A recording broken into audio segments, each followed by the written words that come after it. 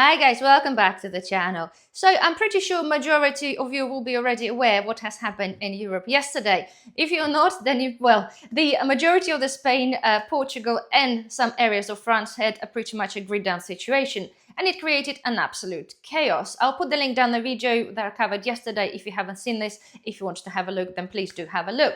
The point is, there is some interesting information that I come across and some also interesting statements that I found throughout looking through all of the articles and information out there. So do please bear with me to the end of the video. But first of all, I just wanted to say what an absolute carnage that created. So the power went out, okay? And people got stranded underground, people got stranded on the train stations. The traffic lights weren't working, there was loads of accidents. Of course, the first responders got really overwhelmed. So it's pretty much like a breakdown of the civilization. Just looking at the pictures of the articles and some videos that people took, it is absolute carnage. And you will just see people rushing into the supermarkets, okay, trying to buy themselves some like week worth of food, that kind of thing. But of course, the card machines weren't working unless they had the battery backups. But even though over the time, obviously they'll stop working. But the point is, okay, that one event that we generally prepare for caused an absolute chaos. And the whole thing, by just looking at those images and those videos, how humiliating is that for people to be able to fight each other just to buy yourself your weekly food shop or some mortar, that kind of thing. It looked absolutely ridiculous. This is not what our society should be like. We should be prepared as a society for things like this. We should not be fighting each other in the supermarkets just to get yourself a little bit of food because you're unprepared. This is not how it should be. Nonetheless, guys, this is not kind of the point of the video. So first of all, right, let's cover again the reasoning behind that kind of thing. There is a lot of speculations, of course, coming out from the government and the grid people. And of course, initially they blamed these certain things. They thought it was a cyber attack, that kind of thing. And then they dismissed it, but they're still kind of investigating. So clearly, it really looks like none of them really have the clue. However, originally, the first conclusion they came up to that it was actually induced atmospheric vibration, whatever this means, but apparently they said because of the fluctuation in the temperatures, that caused some sort of issue in the power line, and then it spread across to different places, different countries, that kind of thing.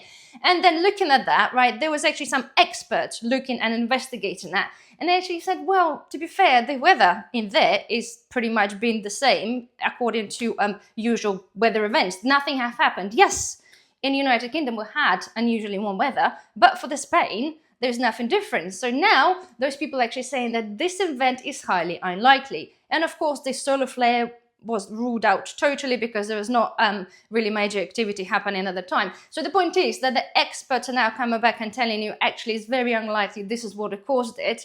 This is what's really interesting. The whole point is, guys, they actually don't have a clue what caused that, or do they? Secondly, briefly, okay, we're going to come back to the point that also the phone lines went down. Okay, and some of you thinking, well, this is actually natural because, well, you know, if the grid goes down, there's no power to feed the substations, you know, the self-station, that kind of thing. Well, in fact, actually, all of the 4G and 5G towers do have a multiple-hour backup.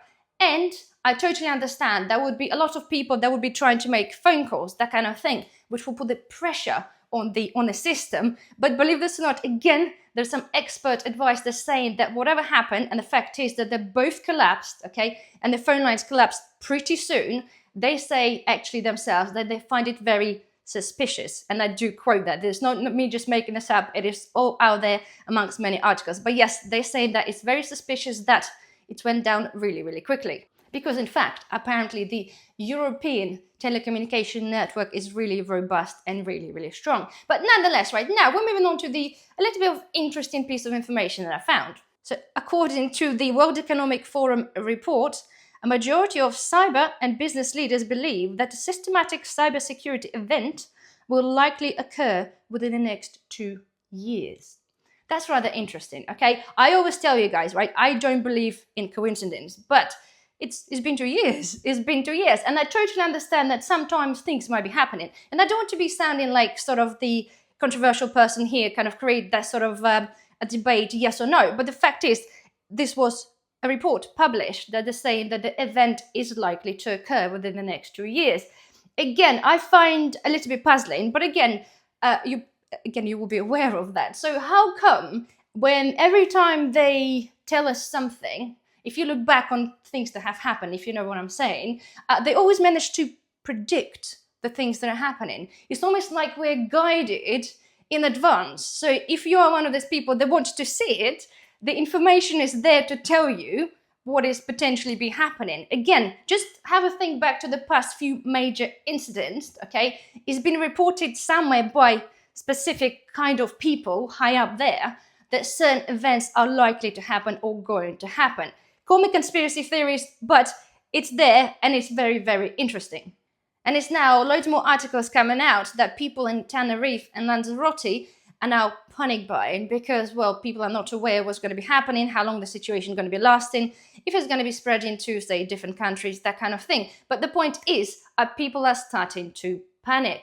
And believe this or not, guys, I still get a lot of sort of people or reading through people comments when the people have a chat done, you know, in the description, in the video, no description, in the comments of the video. There's still some people thinking like the 72 hour of preparedness is totally pointless because, well, if government told us, we just must do, you know, totally against what they're saying. I'm totally up for understanding that we don't do what the government tell us because what they tell us is not in our best interest. But okay, those people that always say, well, actually, what's the point preparing 72 hours?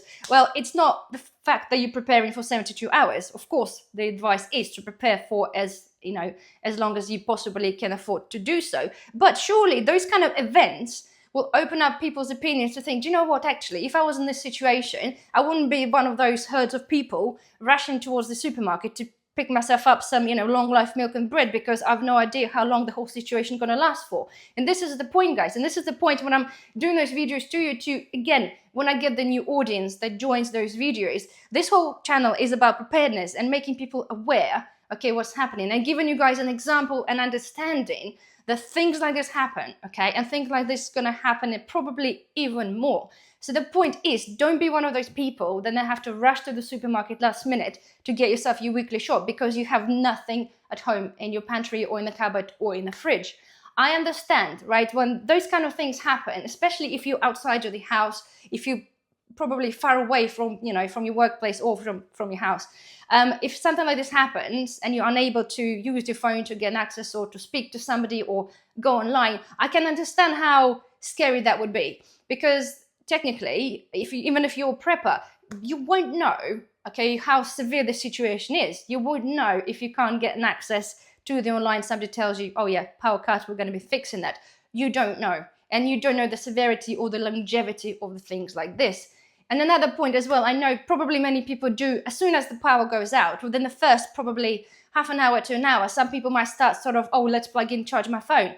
Well, I'm talking about if you're inside your property, that kind of thing. Or let's do this, let's do that. I think people quickly rush into the conclusions and starting to consume their resources without knowing the real outcome of how long things are going to take. Because see, now in a certain parts in Spain, they're still not connected, the same as with, I think, France and Portugal. There are still loads of houses without power. And unfortunately, the governments or whoever's saying that they could be still without the power for another 7 to 10 days, which is pretty long time. So the point is as well, is don't rush into, if suddenly you lost power, don't rush into and use your resources right away until you potentially actually understand how long the situation is going to be lasting. Because to be fair, once you find out what the reason is, rather than charging your phone, maybe consider putting that power into either running your cookers or fridge freezers, that kind of thing. Anyway, guys, I just wanted to kind of bring this video out to you because I find those information or the article and suspicion parts that coming from, not from me, but from the experts, that are very, very interesting. So of course, I'm interested to know what you guys think. So of course, comments down below are welcome. Otherwise, guys, please thumbs up, don't forget. Thank you for watching, and I shall see you in the next video. Bye bye.